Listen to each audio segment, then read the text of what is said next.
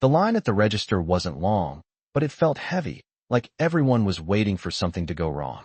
The cashier stood behind the counter with one arm wrapped in a stiff white cast, the other hand moving slower than it should have as she scanned items one by one. Each beep sounded louder than the last.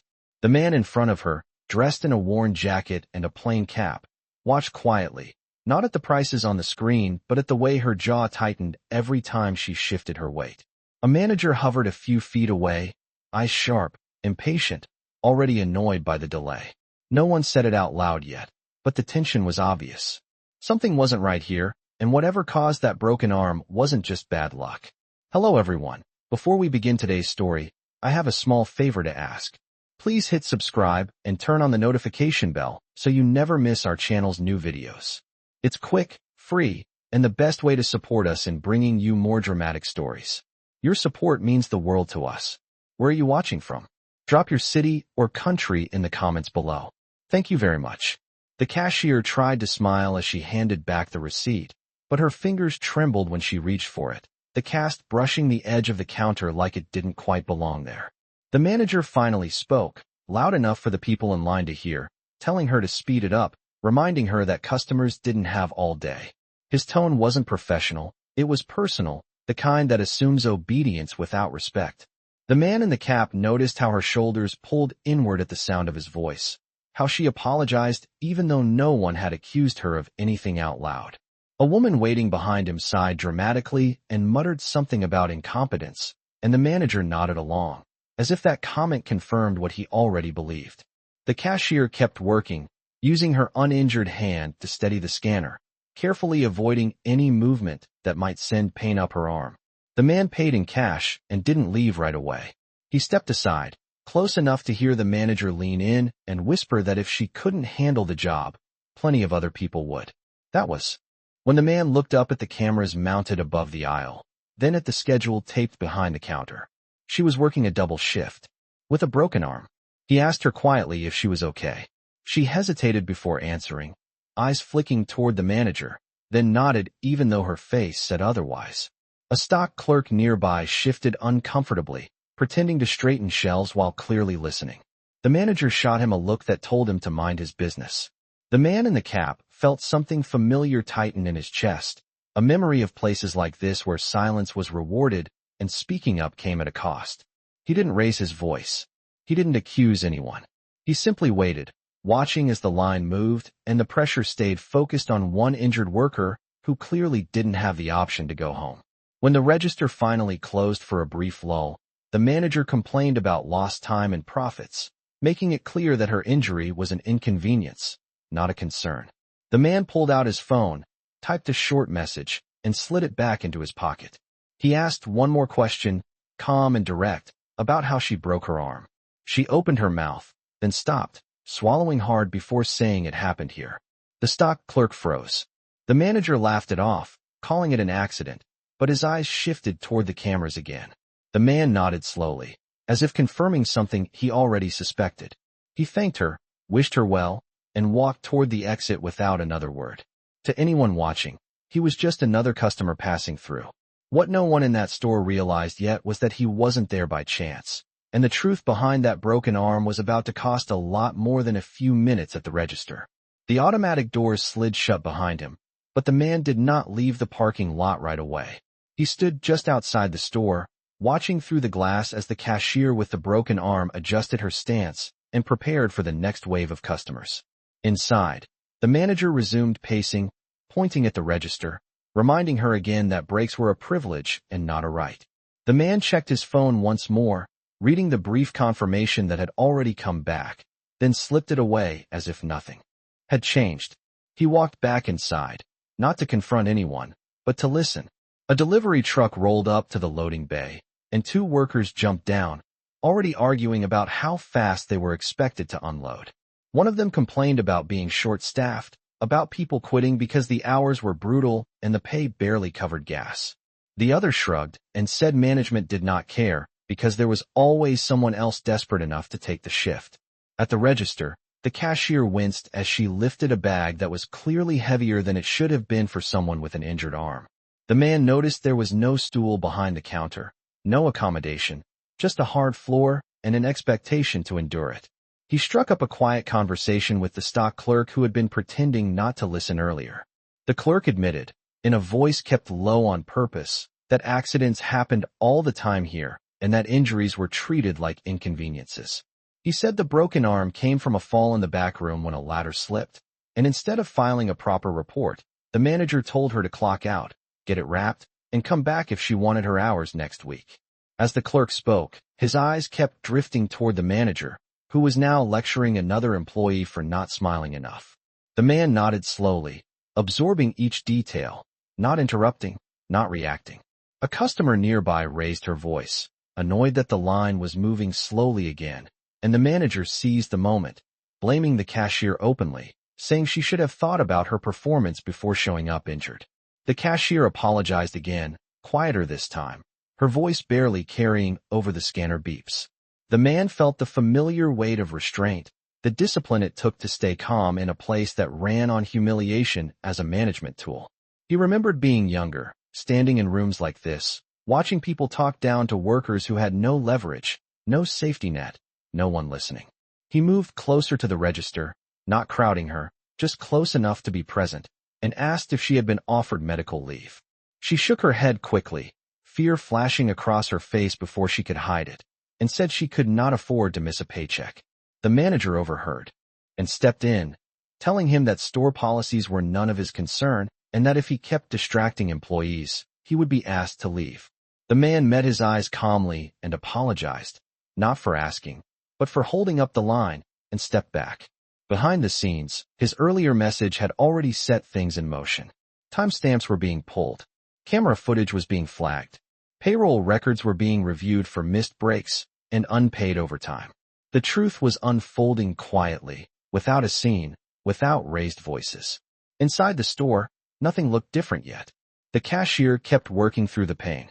The manager kept asserting control. Customers kept waiting and complaining. But beneath that normal surface, a reckoning was forming, one built on documented patterns rather than emotion. The man watched as the cashier finished another transaction and carefully rotated her shoulder, testing its limits. He knew now that her broken arm was not the worst part of this story. The worst part was how normal it all seemed to everyone else. The store clock ticked past the top of the hour, and the rush did not slow the way it usually did. It was as if pressure itself had decided to linger. The man stayed near the end of the aisle, watching patterns form the way they always did in places like this. The manager corrected people loudly, but never helped. The cashier with the broken arm absorbed every complaint without pushing back. The stock clerk avoided eye contact whenever the manager passed. Nothing about it was chaotic. That was what made it worse. It was organized neglect, routine cruelty dressed up as efficiency. The man noticed a small clipboard hanging by the office door, filled with handwritten notes. Every name on it belonged to someone working the floor. Besides several names were small marks, warnings for being late by minutes, for moving too slowly, for talking back. The cashier's name appeared twice. Both notes were dated after her injury. He watched the manager pull her aside briefly, speaking fast and low, pointing toward the line as if her body were a faulty machine. She nodded again, always nodding, always agreeing. A customer nearby laughed and said she should toughen up if she wanted to keep a job. The manager smiled at that comment, encouraged by it. The man felt the last of his patience settle into something colder, something more focused. He stepped into the aisle with household goods and pulled his phone out again, not to send a message this time, but to read what had already come in. Break violations confirmed. Injury reports missing. Time cards altered after submission. The pattern was no longer implied. It was documented. In the back room, a raised voice carried through the swinging doors. Someone was being told they could go home early, unpaid, if they could not keep up. When the employee pushed back, the manager reminded him that hours were easy to cut and hard to get back. The man returned his phone to his pocket and walked back toward the register. The cashier looked up, surprised to see him still there. He asked her if anyone had followed up about her fall. She hesitated again, then admitted quietly that she had been told accidents happened and that paperwork made things complicated. She said she did not want trouble. Trouble, she explained, was how people lost shifts. The manager stepped closer, his presence immediate and heavy, and told her to focus on scanning instead of chatting. The man apologized once more and stepped away, but the apology was not for them. It was for the version of himself who had once believed silence would protect people like her. He remembered his first store, years ago, when he had walked the floor unnoticed and seen the same fear in different faces. Back then, he had promised himself that if he ever had the power to change it, he would not look away.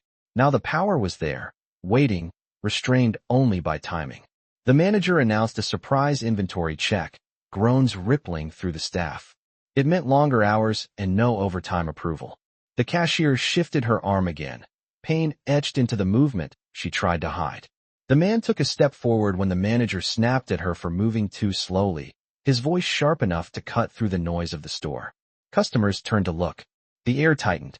For a moment, it seemed like he might finally speak. Instead, he took a breath and asked, evenly, whether there was a reason injured employees were not given modified duties. The manager laughed, not kindly, and said this was not a charity, that people either pulled their weight or made room for someone who would. That was when the man nodded, not in agreement, but in recognition. He thanked the manager for clarifying policy. He walked toward the front doors again, calm, deliberate, already planning his next move. Behind him, the cashier returned to scanning, unaware that the ground under that store was already shifting. The system that had protected that manager was beginning to collapse, not from outrage, but from evidence. The sun had shifted enough to throw long reflections across the front windows, and the store settled into that uneasy stretch between rushes when managers invented work to prove control. The man lingered near the seasonal display, close enough to hear the tension, but far enough to be ignored. The manager gathered the staff near the front, his voice carrying as he announced that productivity was down and excuses were up. He looked directly at the cashier with the broken arm when he said some people expected special treatment because of their problems. No one spoke. The cashier kept her eyes forward, her good hand pressed flat against the counter to steady herself. A customer laughed softly, the sound landing wrong, and another checked a phone as if boredom were the only issue in the room. The man watched a new figure step into the open, a woman with a badge clipped crookedly to her shirt, younger than the rest, moving with the stiffness of someone still learning where she was allowed to stand. She hesitated, then said quietly that maybe the injured employee should be reassigned to lighter tasks until she healed. The room froze. The manager turned slowly, smiling without warmth, and asked whether she planned to pay the overtime out of her own pocket. He reminded her that suggestions were not her job, and that teamwork meant keeping opinions to herself. The woman nodded once, cheeks flushing, and stepped back, but the damage was done. A line had been crossed, even if no one acknowledged it. The man felt a familiar shift in the air, the moment when someone realized silence would cost them more than speaking. He moved closer to the register again, not as a customer now, but as a presence, and asked the cashier whether she had filed a workers' compensation claim. The question was simple, neutral, and it landed like a dropped plate. She shook her head quickly and said she was told not to complicate things. That paperwork slowed everyone down. The manager stepped in, voice rising, telling the man that he was harassing staff and needed to finish his shopping or leave. The man met his gaze steadily and asked whether discouraging injury reports was company policy. A few customers stopped pretending not to listen. The stock clerk shifted his weight and looked at the floor. The manager scoffed and said accidents happened everywhere, that people today were too sensitive, that back in the day workers did not complain. The man nodded once, as if cataloging the words, and replied that back in the day people also got away with a lot. The manager bristled and told him to watch his tone. The cashier whispered an apology that was not meant for anyone in particular. That was when the younger employee with the crooked badge spoke again, louder this time, saying she had seen the fall and that it was not the first one in the back room. Her voice shook, but she did not stop. She said ladders were broken, floors were slick, and complaints went nowhere. The manager barked her name and told her to clock out if she could not handle pressure. The man stepped between them just enough to change the geometry of the space, and said he would like the names of the safety officers for the store. The manager laughed, sharp and dismissive, and told him there was no need to escalate something so small. The word small echoed. The man felt the last piece lock into place. He pulled out his phone and spoke clearly, not loudly, asking his assistant to stay on the line. He confirmed the store number, the address, and the time. He asked whether the audit team had the footage queued. He thanked her and ended the call. The manager stared, uncertain now, sensing the ground shift under his feet. The cashier looked up, confusion mixing with something like hope. The man turned to her and said she should not have had to choose between healing and eating. He turned back to the manager and said there would be a full review of safety practices effective immediately. The manager demanded to know who he thought he was. The man paused, considering the room, the witnesses, the fear, the pattern laid bare. He did not answer yet. He did not need to. Outside, a car pulled into the lot with corporate plates, unnoticed for the moment. Inside, the store kept humming, but the hum was strained, like a machine running past its limits, moments away from failure. The arrival of the corporate vehicle did not stop the store from functioning, but it changed how the air felt inside it. The manager noticed it through the glass and stiffened, pretending not to care while clearly recalculating his tone. The staff noticed too, even if they did not know what it meant yet. The man stood near the register, no longer blending in, no longer just another customer, but still calm, still controlled. The cashier with the broken arm kept scanning, her movements slower now, not because of pain alone, but because every nerve in her body was waiting for the next command, the next threat.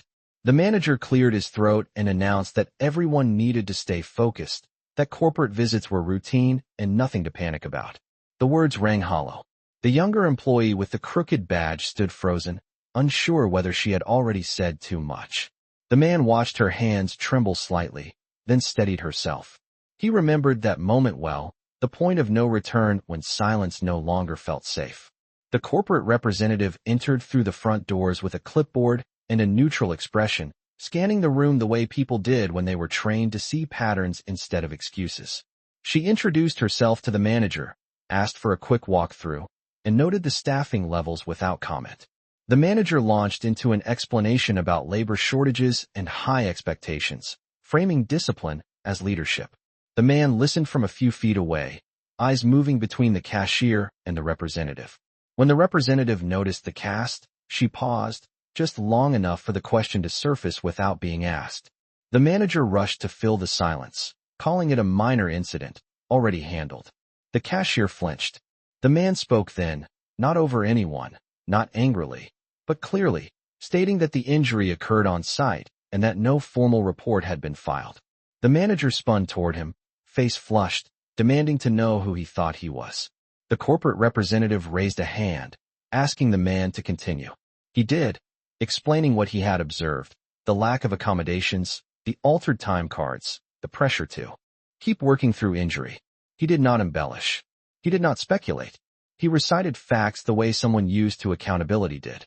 The representative nodded slowly, writing everything down. The manager interrupted repeatedly, dismissing claims as misunderstandings, calling employees overly sensitive. The younger employee spoke again, her voice steadier now, confirming the unsafe conditions in the back room. The stock clerk added that ladders had been reported broken more than once.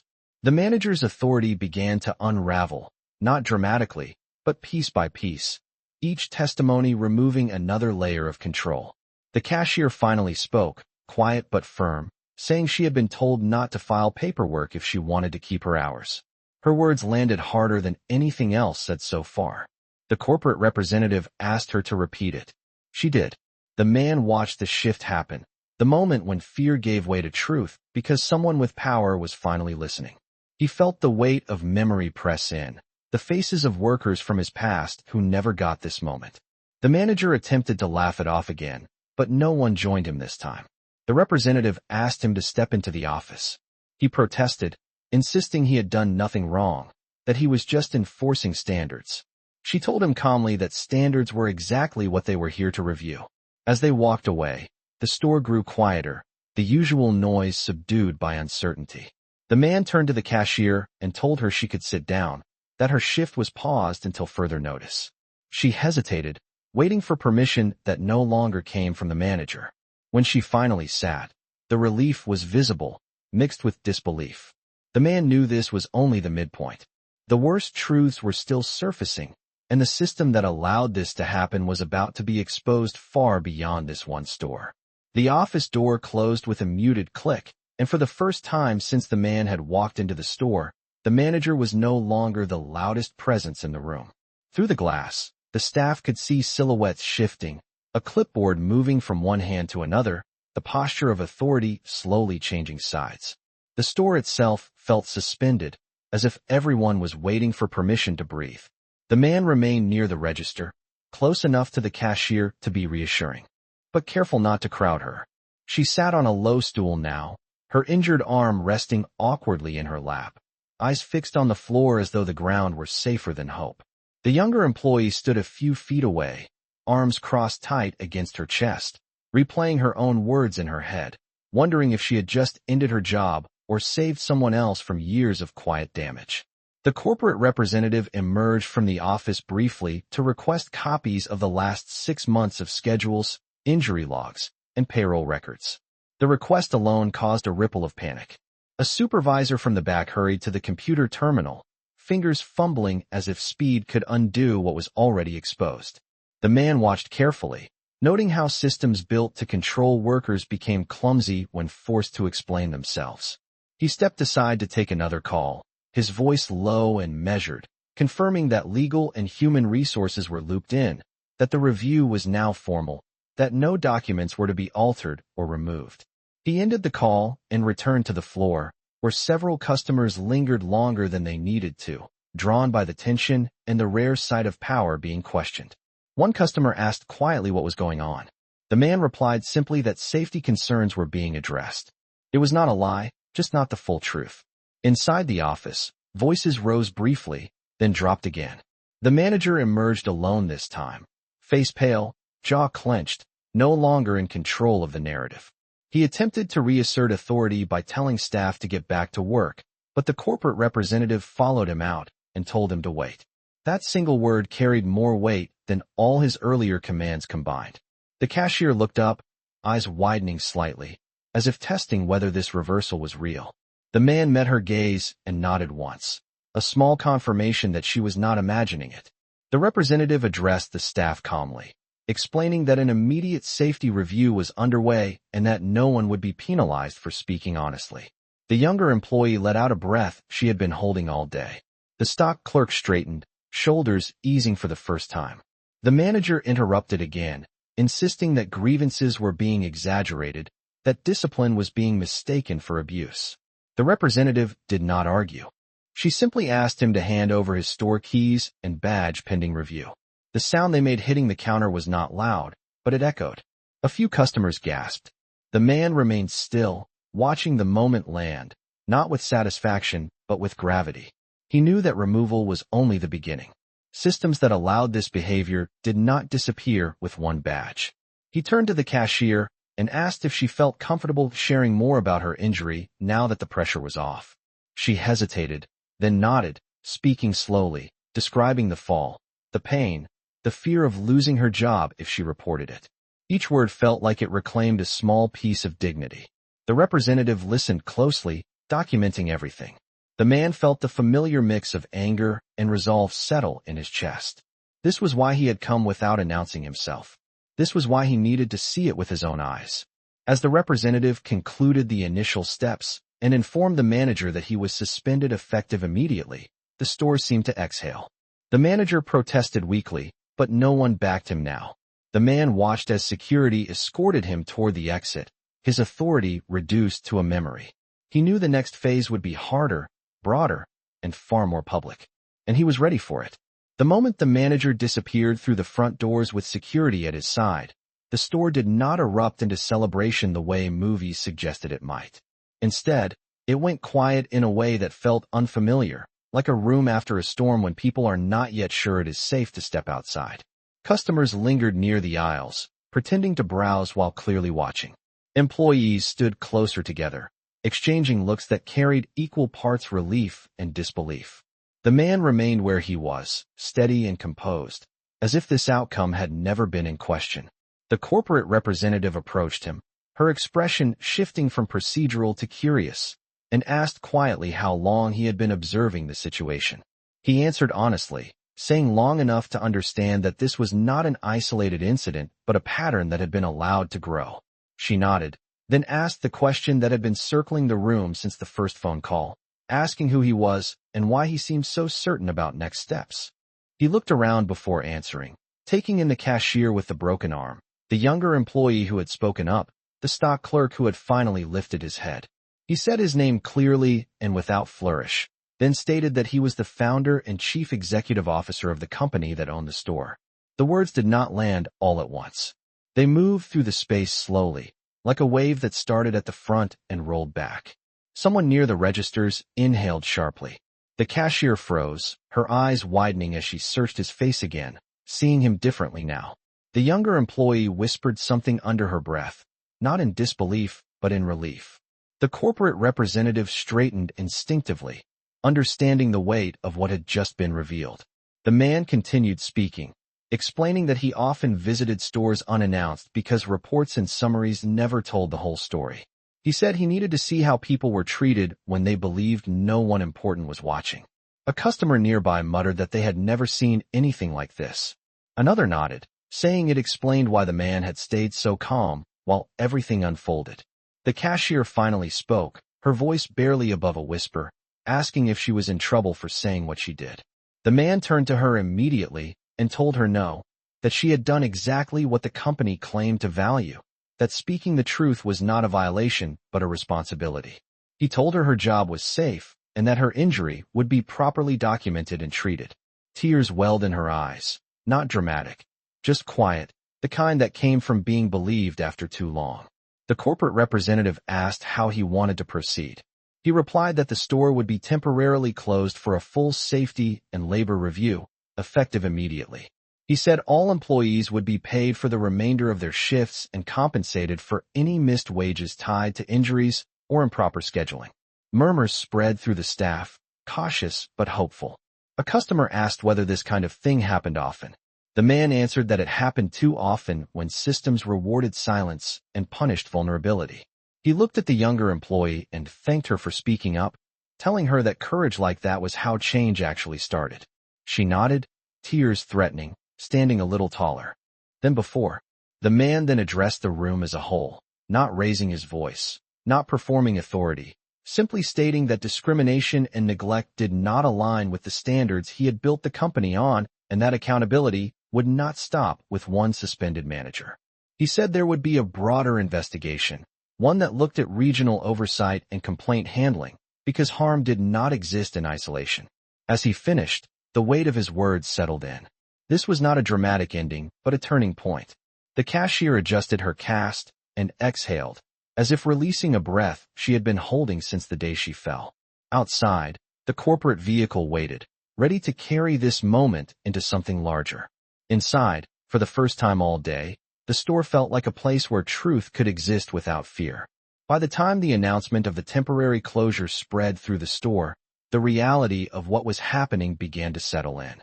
The corporate representative coordinated quietly with security and regional operations, locking the doors to new customers while allowing those inside to finish their purchases or leave without rush. The man watched as the usual urgency of retail dissolved into something slower and more human. Employees gathered near the front, unsure at first whether they were allowed to speak freely, then gradually leaning into conversations that had been held back for months. The cashier with the broken arm was escorted to a chair near the service desk, offered water, and asked if she needed medical attention immediately.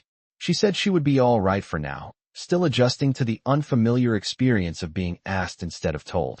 The younger employee stood nearby, answering questions from the representative about the backroom conditions, describing slick floors, missing rails, and requests for repairs that never went beyond verbal reminders. Each detail was logged, each concern taken seriously. The man stepped aside to take another call, his tone steady as he authorized emergency maintenance checks across the district and instructed payroll to prepare retroactive compensation reviews. He was not reacting emotionally. He was executing responsibility. Customers filtered out slowly, some stopping to express support, others shaking their heads at what they had witnessed. One older man said he had worked retail years ago and wished someone like this had shown up back then. The man thanked him, but did not accept praise. He knew this moment was not about him. It was about what had been tolerated for too long. Inside the office, the corporate representative reviewed preliminary findings, confirming that this store was not an outlier but a reflection of deeper oversight failures. Regional supervisors had signed off on reports without verifying conditions, trusting numbers over people. The man listened, jaw tight, recognizing the familiar shape of institutional neglect. He instructed her to expand the investigation, to pull records from neighboring locations, to treat this as a systemic issue rather than a single bad actor. On the floor, the cashier finally relaxed enough to ask what would happen next. He knelt slightly to meet her eye level and explained that she would be placed on paid medical leave until she healed, that her job would be waiting, and that her injury would be formally addressed. She nodded slowly, absorbing each word, still cautious, as if expecting the promise to dissolve. The younger employee asked whether speaking up would affect her schedule. He told her it would not, that retaliation would not be tolerated, and that leadership would be held accountable for any attempt to silence staff. The stock clerk, who had spent the day hovering at the edges, spoke up to say that many people had quit quietly rather than complain. The man acknowledged that loss, saying that silence often looked like consent only because fear made it safer than honesty. As the afternoon light shifted again, the store felt transformed, not repaired but exposed. Systems were being shut down, files copied, cameras reviewed. The manager's office was sealed pending investigation. The man stood at the center of it, not directing every action but ensuring that the right ones happened. He knew the story would travel, that word would spread beyond these walls. What mattered was that when it did, the truth would be clear and the response unmistakable. This was the collapse phase, not loud or theatrical, but thorough, the kind that dismantled excuses and left accountability in their place. For the first time, the broken arm was not the most visible injury in the room. The deeper wound was the culture that had allowed it, and that culture was finally being forced into the light. The store closed quietly that evening, not with sirens or shouting, but with a deliberate calm that felt heavier. The noise. The man remained until the last employee had gathered their things, until every question had been answered at least once, until the cashier with the broken arm had a clear plan and a ride home. Outside, the sun dipped low, casting long shadows across the empty parking lot, and for a moment the building looked ordinary again, as if nothing significant had happened inside. That illusion did not last. Over the following days, the investigation widened exactly as promised. Regional managers were called in. Safety logs were audited line by line. Time cards were cross-checked against camera footage. Complaints that had once been closed with a single sentence were reopened and read in full. Patterns emerged quickly, and they were impossible to ignore. The store was not an exception. It was a symptom.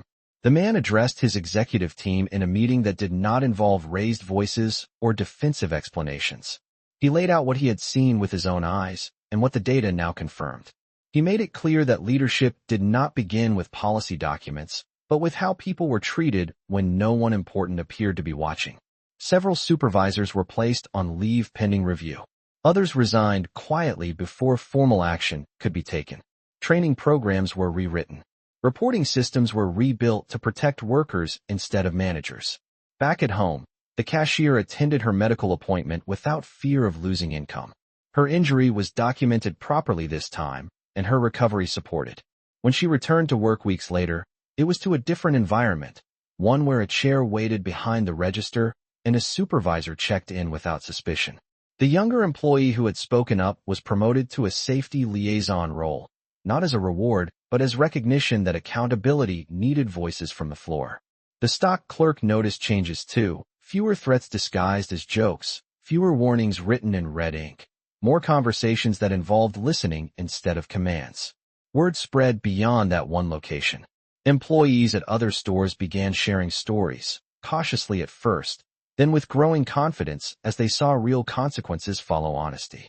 Customers wrote in, some surprised, some grateful, some admitting they had never considered what workers endured behind forced smiles. The man did not position himself as a hero. When asked about the incident, he spoke plainly, saying that dignity should not depend on who you are, or how you look, or how much power you hold. He said he had learned long ago that silence protected systems, not people, and that change required discomfort at the top, not endurance at the bottom. Standing outside the store one last time before reopening, He reflected on how easily this story could have gone unnoticed. A broken arm could have been written off as clumsiness. A harsh manager could have been excused as demanding. A quiet worker could have been replaced. That was how injustice survived, by being framed as normal. The difference this time was that someone with the authority to act had chosen to see it fully and refused to look away. He did not raise his voice. He did not make threats. He raised the standard and let accountability do the rest. Inside the store, new signs were posted, not slogans but clear commitments backed by process. The doors opened again to customers, but more importantly, they opened to a culture that no longer depended on fear. The broken arm had healed, but the lesson remained, a reminder that respect was not optional and that when truth finally met power, silence lost its grip.